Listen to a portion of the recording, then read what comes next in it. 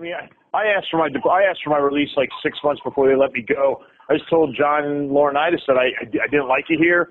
I hated the morale. I hated the creative aspect of WWE. I'm just not a big fan of it.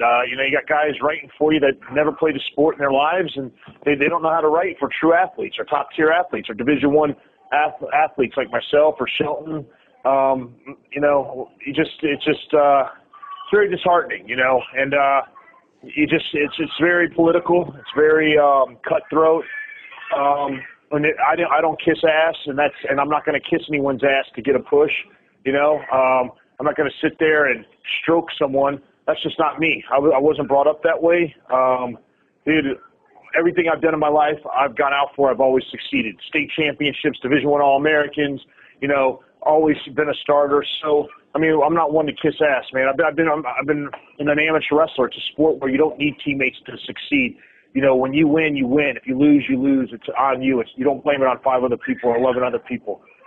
So a lot of it was just us butting heads. Creative had nothing for me. They don't know how to write for athletes like us. And, man, and to be honest with you, I had nothing for them because I was miserable. I wanted out. I mean, you can ask Carlito. He's the same way, man. And so is Shelton. It's just it looks good, but it's not all what's cracked up, behind the scenes. So in many ways then, when you did get told you were being released, was it a relief in some way? Oh, bro, you have no idea. I mean, it was such a relief because it's such a really bad work atmosphere. I mean, everything's good on the house shows when you're with, like, the agents like Dean Malenko, Arn Anderson, Ken, Dave Finley, Jamie Noel. It's fun to be on there, but when you go to TV and you got to listen to the bullshit, and you got to sit there and you got to deal with all the the cutthroat, the bullshit that Michael Hayes feeds you, him backstabbing you all the time, or you got to, anybody that's under his regime or all the broken promises. It's like, you don't want to be there. You're just like, this is not, it's just like you take, it's such a negative work atmosphere, and you take that home to your family, and it's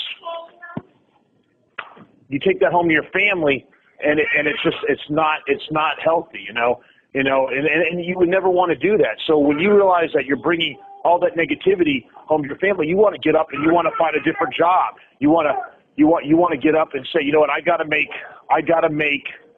a change.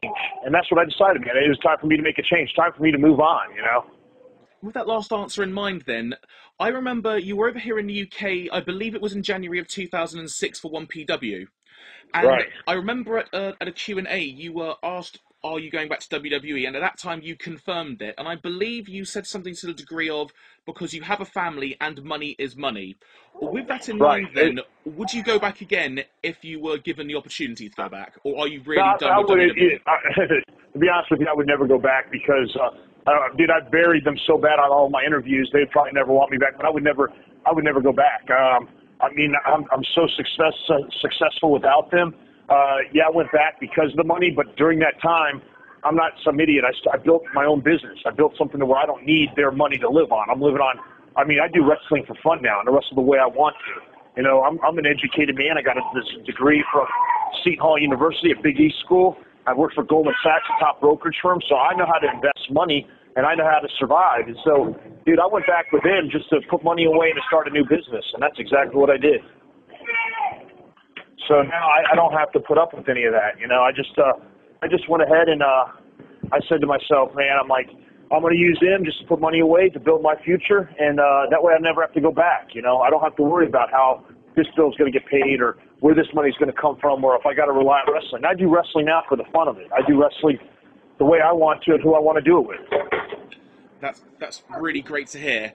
With that in mind then, wrestling with people you want to, let's talk about your tag team with Shelton Benjamin. Obviously, as mentioned at the top of the interview, former WWE Tag Team Champions, and toward the end of your recent WWE run, you were able to reform your tag team with Shelton Benjamin on some television matches. How was it being given the opportunity to reform that team? I mean, the second time around, it pretty much sucked. It wasn't for Shelton or anything. It was just... we know they don't push tag team wrestling like they used to. So it was just, when you're at a company that doesn't appreciate tag team wrestling or only builds the company around one championship, and that's the heavyweight championship, and they really don't give a shit about the tag teams or the IC or US, I mean, you know it's not going anywhere. So was our heart into it? I mean, we always want to put on the best match and make it look good, but when you know that fucking Michael Hayes is stabbing you in the back because you guys are getting over, or it's some other writer that doesn't know how to write for you, you know, then you know, or Kevin Dunn, you know, who thinks he knows everything, doesn't know jack shit. You know, when people like that are burying you, it's hard to be like, hey man, let's make this work. We're going to have a great run like we did with Team Angle, the world's greatest tag team, because we know that's not the case, you know. So would we have liked it, the potential to be better? Yeah. Was it? No, it wasn't.